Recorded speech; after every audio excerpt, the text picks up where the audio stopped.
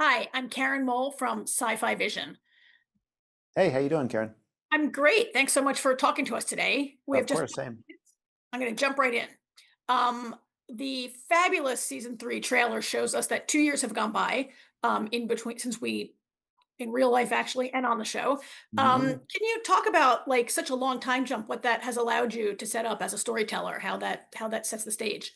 Yeah, I was really interested in. One of the things I love about television, having spent most of my career in features, is that the format it just allows for more radical storytelling. It might just be because there's like a lot more content that you're creating for a season of television than obviously one movie. So the idea of like moving around in time is really fun for me, and we do a bit of it this season beyond just that opening. But I also like the idea. I was really drawn to the idea of what would our main characters' lives look like if they were allowed to go back to some semblance of normalcy.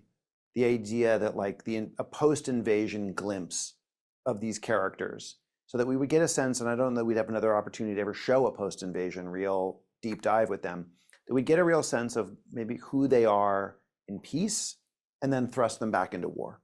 I liked the sort of movement of that.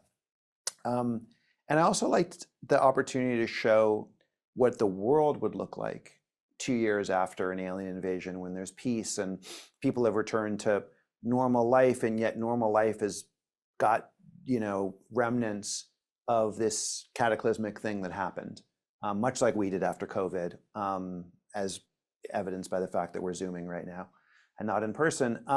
I liked that piece of it as well. I just thought that it could feel fresh and different. In most alien invasion stories, you don't get to tell the post-invasion part of it. Um, so yeah, that was for all those reasons. I thought it was an exciting way to go. And then I also, at the end of last season, Travante and Casper, in a different way, go to the alien mothership in the sky and start this mission of their own. And I didn't really want to spend this season just like showing in a linear way that mission. I wanted to actually create a mystery around it. And the best way to create a mystery around it was to do a time jump like this and have had the alien mothership crash and not know what happened to these two main characters of ours and what happened in that ship that made it crash. Thank you. That's a great setup for my second question. Invasion has always been interested in exploring its characters' trauma that they brought Mm, in before the invasion.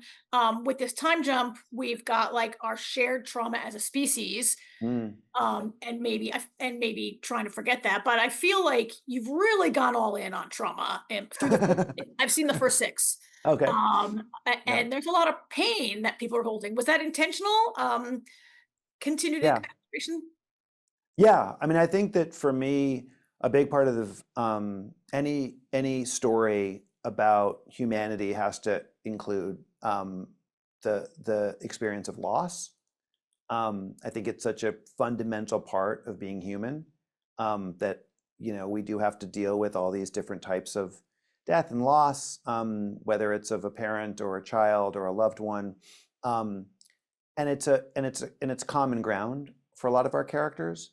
And so what I guess why I'm drawn to it is that these characters that are from such different parts of the world, different ages, different races, nationalities, backgrounds, all of the differences that they have, there are some unifying things that can bring them together. And among those things, love is one of them, but loss is another.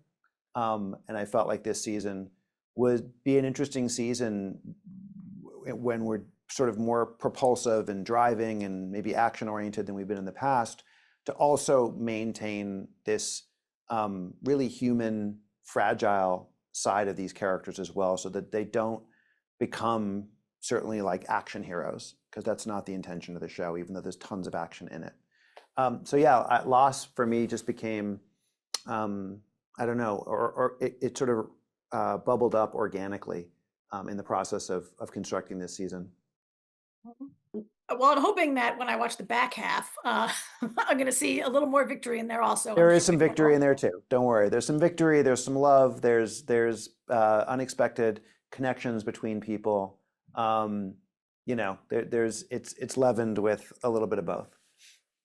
Great. Well, we've got to wrap it up. We're out of time. Thank you so much. And we are really looking forward to seeing the premiere next week, August 22nd.